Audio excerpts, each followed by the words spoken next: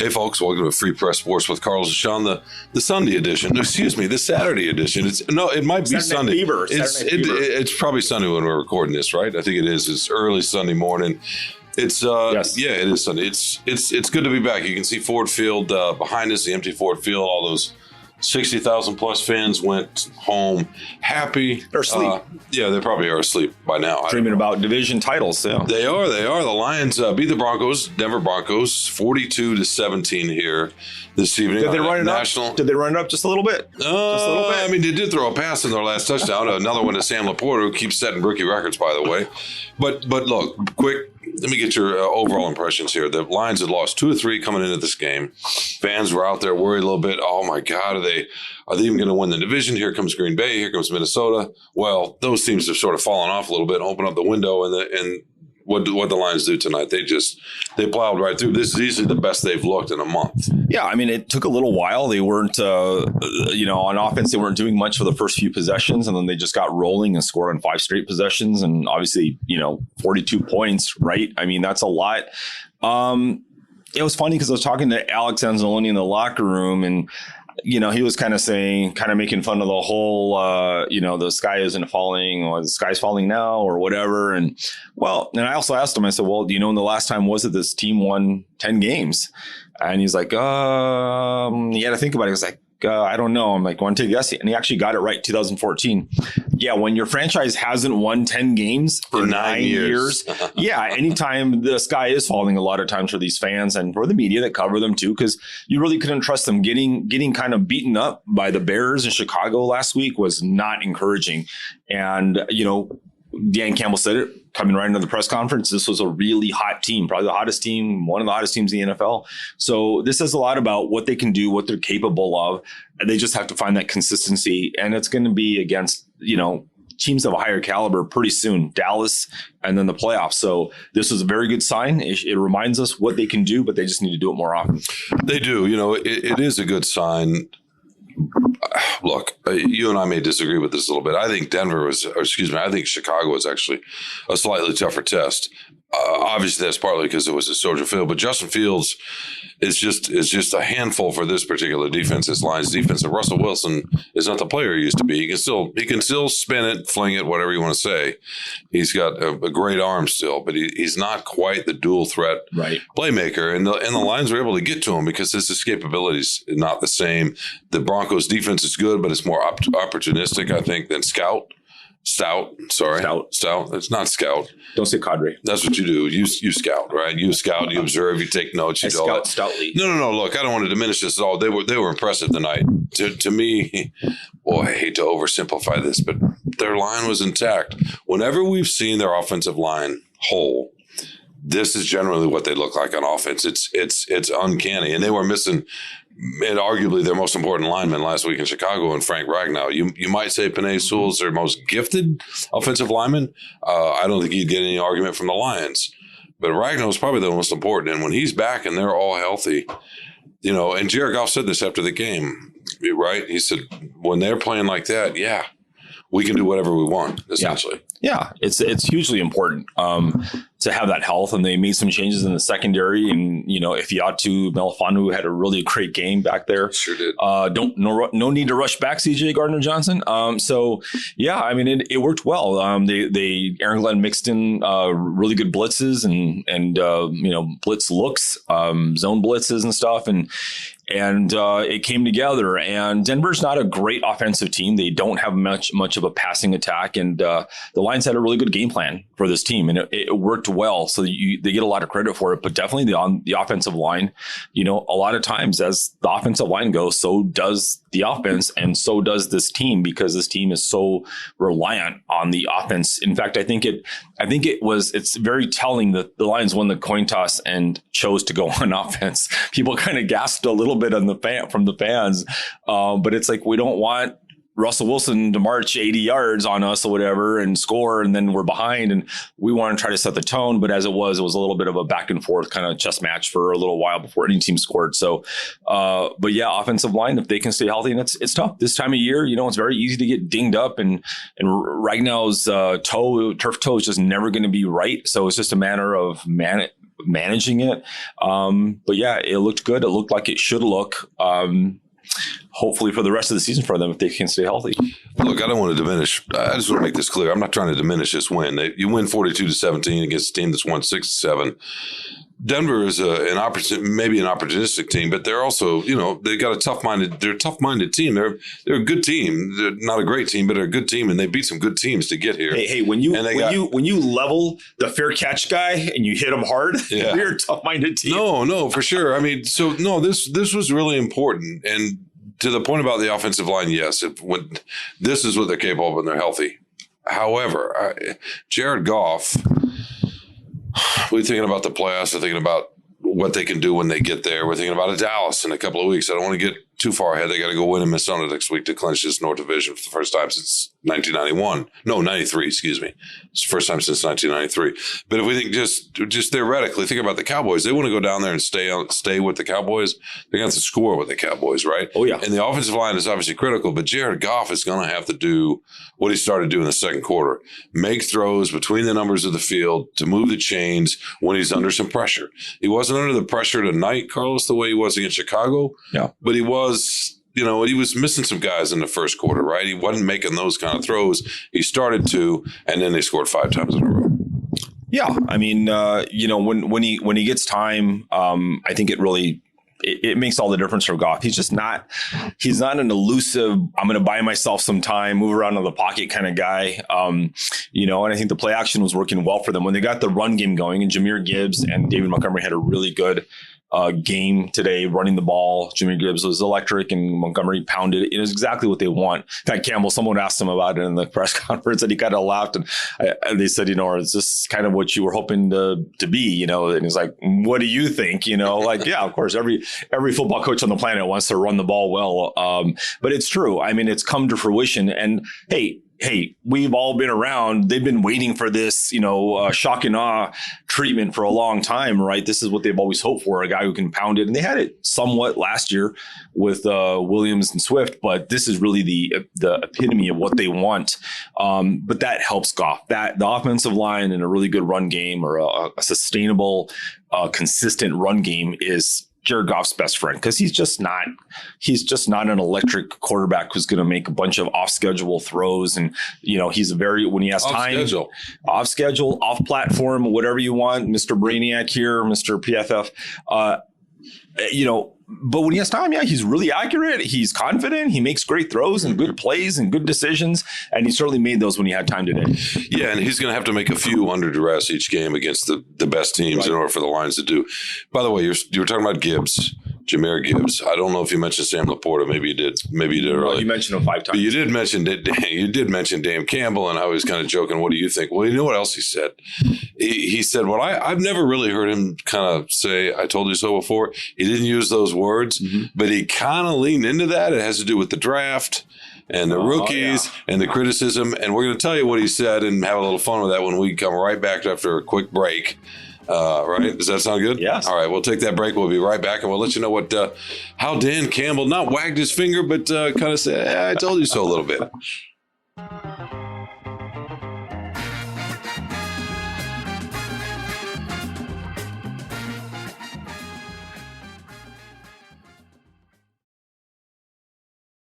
Welcome back to Free Press Sports, the Lions edition, the game edition. I want to say Sunday night, but again, it's Saturday night. It's confusing around the holidays. Monday, they play Thursday, games Saturday. Once college football is done, at least the regular season college football and the conference tournaments are done. Friday, every night is available. Yeah, so it's great. All right, we going into the break, we talked about Dan Campbell and what I think sounded a little bit like I told you so. I want to hear what you say. He was talking about Gibbs and Laporta. Somebody was asked about their production, their play. Maybe he was asked about Laporta, and he brought Gibbs in, and he's just kind of marveling at what these two have done. Laporta all year, Gibbs for most of the year, and who, by the way, he had almost 10 yards of pop tonight, but he was running hard. Oh, yeah, no, and he gets the edge, his speed, he's starting to. Shoulder. There's very little hesitation now with him, which we saw at the beginning of the year. Where should he go? Is he following his blockers? Is he following the right lanes? All of that. There's no hesitation now at all. It's just, and he's just going to keep getting better and better. And to Campbell's point, as he's talking about this, he says, and I'm paraphrasing here, by the way, we took some criticism when those two were drafted, and then he kind of paused and what did he say? Well, they're pretty good. They're not too bad. I can't remember exactly how I phrased it, but he was basically saying, "Look on the field," and he didn't say "I told you so," but it was absolutely implied. Absolutely, more than implied. I mean, it was other than saying "I told you so" and "we told you so." He was trying to give Brad Holmes some credit, and and it was true. I mean, I think that they didn't seem like the obvious most important needs, and I think people wanted Bijan Robinson more than they wanted or Jalen Carter, or Jalen Carter. So that's understandable, but they've panned out now. Not everybody's panned out for this team, but they've done well drafting. Brad Holmes does deserve credit. They do deserve, Campbell's part of this too, right? And I'm sure he gets, they talk and what do you think? And we're behind this. And, according to them, it's always kumbaya. There's 100% agreement. Of course, that's never really true. But yeah, if they believed in these players, they've definitely shown that they're not only worthy of where they were picked, but I mean, Sam Laporta is just on a different planet. He just has a skill set that is just crazy. He's got to be their offensive MVP, maybe. I mean, even more than St. Brown. He's been, they're close. They're close. St. Brown gets double teamed a lot. He gets bracketed. It's like he can't move as freely as he does normally, but that opens things up for Laporta. It's harder. He's usually got a linebacker on him, so it's easier to beat a linebacker than it is to a cornerback or a safety. So, but he has been tremendous. So yeah, you get a lot of credit, and this team has not had great success before TJ Hawkinson of drafting tight ends. They always get criticized. They got criticized for years. So they've exercised that ghost, I think. So yeah, absolutely credit to Dan Campbell and Brad Holmes for making these picks and having the conviction. You're talking about St. Brown getting bracketed and Laporta and how they last week against the Bears, both those guys got taken out a little bit. The running game wasn't quite as effective, partly because Ragnar wasn't there. Yeah. Today the line's back. Laporta and St. Brown are doing their thing, but guess who else is starting to come? Oh, your guy. Just a little. Your guy. Just a little. He had 4 catches tonight, which amazingly enough in his second season is a career high. I mean, it's not, normally we wouldn't celebrate 4 catches, but for him. Well, receivers don't get that many catches. No, but not as many as generally a tight end say, right? But for him, it's not the catches. Yes, the catches are important. By the way, he did catch one ball when he had somebody on his back at the sideline away from his body. So that was that the first time you've actually seen him go out and get a ball like that? No, he's actually go out and get a ball and bring it in defended. Not as this has been the most acrobatic kind of. Yeah, and Goff mentioned it afterwards. He's catching now, or we're throwing when they're not great throws. Mm-hmm. That was probably as tough a catch as he's had. He had another play where he took a pass, sort of a swing pass out the sideline, made a guy miss and lowered his shoulder and got hit out of bounds. We picked up the first down. If he's now, Carlos, going to start becoming somebody that'll help move the sticks, and then along with the threat and having to worry about, the defense has got to bring a safety over the top all the time because of the threat of that speed. Mm-hmm. But if he's going to start making plays underneath, what are we looking at here? We're just looking at Ben Johnson going to the Chargers even faster. It's impressive, and he has so much speed to burn, and that's always been his calling card. It's going to be his calling card. It's going to be the big threat that he has. And if you're using him on shallow crosses and end arounds here and there, I mean, that's a great weapon to have. And I think it's going to take a little time. I don't know. We were talking about this a little bit, Shawn, and just going, sideline route, right? Just a go route. Is Goff are they ever going to get on the same page this season? Because he's got so much. I mean, he usually has to adjust, either slow up or whatever. Mm-hmm. And Goff kind of overthrew him today because he's just flying. I mean, you got a rocket ship out there trying to hit him. And then underthrew him one other time. And he underthrew him, and it's just tough. I mean, people who remember this, Calvin and Stafford took a little while they too. Did. Because that's a different level of speed, right? Absolutely. And if they can utilize his speed in different ways, and Ben Johnson can, I mean, he's able to do it. That's a great weapon to have. It's exciting. And his I've said this I've said the whole time. I like the way he approaches the game, his joyfulness of it, his attitude, and he enjoys it. And also the toughness. He's showing a little toughness, like you said, making guys miss, fighting for more yards, lowering your shoulders. So that's a fun part of him that I think, more fans will embrace. No, for sure. And Jared Goff said after the game, he said, look, we're starting to trust him. And they wouldn't be. The first series of the game, I think they targeted him twice. I don't even know that they ran. They ended up punting. But the fact that they were targeting him shows you they're trusting him more and more. And it also shows you what you're doing, what he's doing in practice, as you and I were talking about during the game. Yeah. Goff more or less said that after the game. But if at some point, he's going to bust a big run off, or not a big run, a big playoff in some capacity. You think about the playoffs, though, Carlos, and I want to talk to you about next week, the Minnesota, and then maybe the Cowboys, and what kind of team they might have in the playoffs. But he's somebody that it just takes one play sometimes when you're in a tighter game in a playoff, or you're trying to keep up with somebody and you need something to happen, right? If he's getting to the point where he can get across or get an out and somebody slips and he's up the sideline, whatever, but even just once a game. Yeah. Or in a tight game, it's just another place to go that's going to make them more difficult. All right, so they go to Minnesota next week. They have a chance to clinch for the first time since 1993, which is it's really something, actually. Yeah. I mean, what do you think? Is that started to dawn on you? Just that, I don't want to say historical, but kind of is for this team. Oh, yeah, for sure. Yeah, it's something that it's just been hard to entertain. And when they've had good seasons in the past, like we said, I think it was 11 wins in 14. The Packers that year, I think, were just better. So I don't know if it's the Packers, but it probably was. They've just been caught in a tough division with, back-to-back Hall of Famers, quarterbacks at the Packers. So this is an opportunity for them. And I think it's a foregone conclusion that they're going to win the division, whether they do it next week or the week after, whatever. But it looks more and more, Minnesota's doing everything they can. They lost today to help the Lions. So this is kind of, it's one of those, same old Lions, but this is the strange new Lions, it's like everything's breaking their way. They're when they're struggling, the other teams in the division are struggling. So that's things are playing out for them and the fans for once, because it's been a tough 60 plus years, Shawn. So this will be nice. You think they're going to do is it almost, unfortunately they can't celebrate at home. That's the only sad part. They're not back for 3 weeks. Right. So, yeah. But I guess, if you're a Lions fan, you're going to take it any way you can. Right. No, for sure. I don't think they want to celebrate this home, because then that would mean they lose at Minnesota, lose to Dallas. Oh, no. Right. And then it comes back here. But no, I know what you mean, though. Yeah, it would be a lot of fun if they celebrated at home. I'm just thinking about. A quick question. Will they do if they do win next week, like a premature banner raising for the division title? No. But Rod Wood out there holding the banner. There's going to be some. If they win in Minnesota next week, they're going to be celebrating in that locker room, and they should. Oh, of course. They should. Absolutely. They of course. Look, think about where they were when the year Dan Campbell took over, right? When they won 3 games that year, they started off 1-6 last year. Just the build as the season went on last year, where they are this year. Well, we can talk a little bit more about this when they actually do it. We both think they're going to do it. But just real quick, big picture.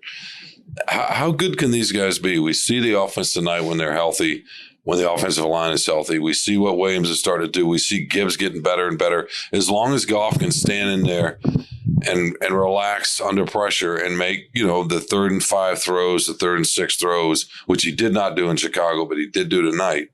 As long as he does that, I think they could be pretty formidable. And you think defensively, Carlos, they've added something that they've added, but they might get C.J. Gardner-Johnson back. Although, do they want him back at this point with the way Melifonwu is playing? They moved him for quarterback. What do you think about some of the moves they've made defensively, and then maybe getting James Houston back at some point?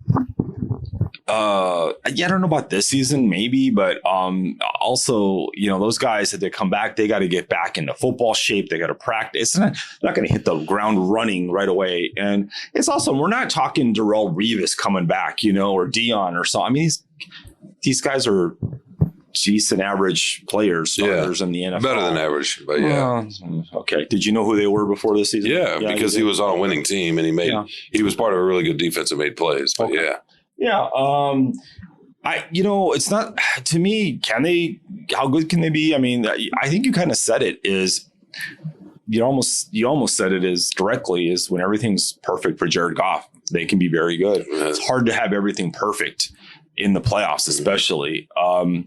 Any little thing can go wrong. So, and they're going to play much tougher defense. And the thing you said about JMO, like, yeah, would it be nice to have an option like that, especially in tighter games in the playoffs? Yeah, you're going to be playing some pretty good defenses. Chances are he's going to be critical, isn't he? It's going to be, he's going to be critical, but it's not going to be that easy for him to get open and make these plays. But what he showed tonight, we were talking about this. I don't necessarily want to go back to this, but we should.